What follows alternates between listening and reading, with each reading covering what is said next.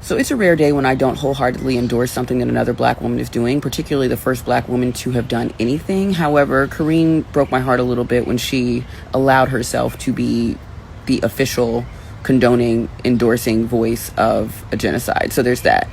It's particularly heartbreaking because Karine is the only other black woman I know of who had the same job that I had on a presidential campaign, which was ballot access.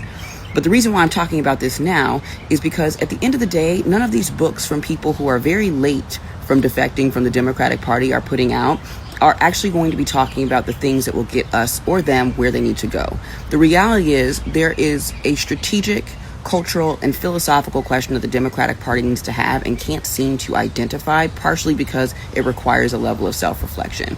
What do I mean by this? Strategically, so many of the issues that the Democratic Party encountered were because it really pretty much prioritized certain levels of the ticket over others, certain parts of the ballot, more so federal races versus state and local races, etc. Like, it also practices a very transactional form of engagement that is not a secret.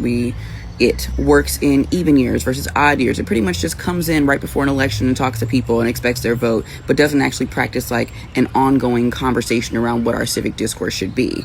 And then honestly, at the end of the day, we have pretty toothless rhetoric and a spineless strategy that's pretty much only based in like what these spreadsheets are talking about and how can we reinforce what the numbers are saying as opposed to what it is that we're learning from human to human interaction on the doors in an evolving way from people who are most proximate to the pain.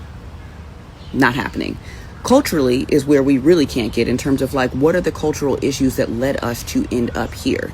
The Democratic Party, first of all, has overlaid an industry on top of what should have been civic discourse.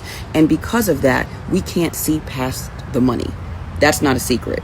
But then in addition to that, we can't move forward on the policies that Democrats want to put forth because the issue is Democrats don't even really practice the policies that they advocate for inside of their own industry.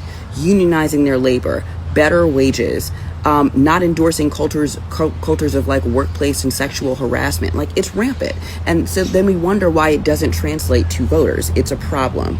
I mean, like, we have an industry of people who are working as robotic operatives as opposed to people who are connected to their own humanity. And then that's just inside of it. You haven't even gotten to the part where it's like, okay, but like we have a broader issue when it comes to voters. We have an agency apathy problem. We don't have shared political language. And then on top of everything, we don't have imagination. So what do you expect is going to happen? We don't know what we're doing because we don't know who we are. And until we can answer that philosophical question, we're fucked. I say all this to say, because my phone's going off for work, political talk is cheap. And at this point, we are in a conversation about what our civic identity is, beyond parties, beyond any of this nonsense binary. Like, who are we? What are we going to do? What do we believe? And how do we evolve beyond what we know?